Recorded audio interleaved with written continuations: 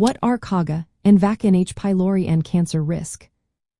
Imagine tiny bacteria living in your stomach, quietly causing trouble. Two of the most important ones are called CagA and VacA, and they play a big role in how Helicobacter pylori can increase the risk of stomach cancer. H. pylori is a common bacteria that infects many people worldwide. While most people never develop serious problems, some strains produce these special proteins that can damage the stomach lining over time. CagA stands for cytotoxin-associated gene A. This protein is injected directly into the cells lining your stomach through a specialized system. Once inside, CagA messes with the normal signals that control how cells grow and divide. It disrupts processes that keep cells healthy and organized. When these signals go wrong, cells can start to grow uncontrollably, which is a step toward cancer.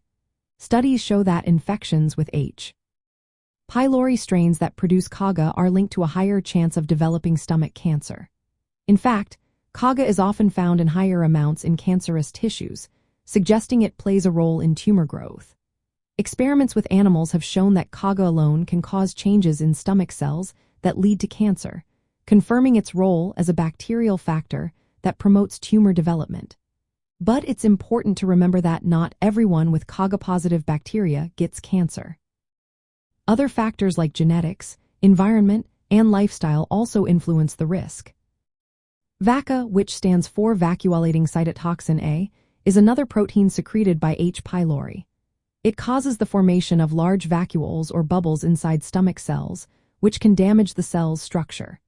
VacA also affects how the immune system responds and how cells communicate. It influences a key pathway called beta-catenin, which controls cell movement, growth, and death. When VacA activates this pathway, it can turn on genes that promote cancer. Certain versions of VacA produce more active toxins, leading to more severe damage like atrophic gastritis and intestinal metaplasia, which are known to be precursors to stomach cancer.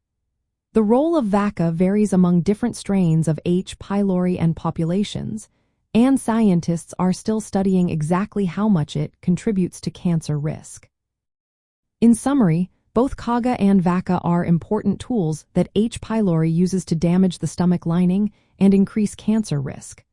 CagA acts like a bacterial oncoprotein that directly messes with cell signals, encouraging abnormal growth.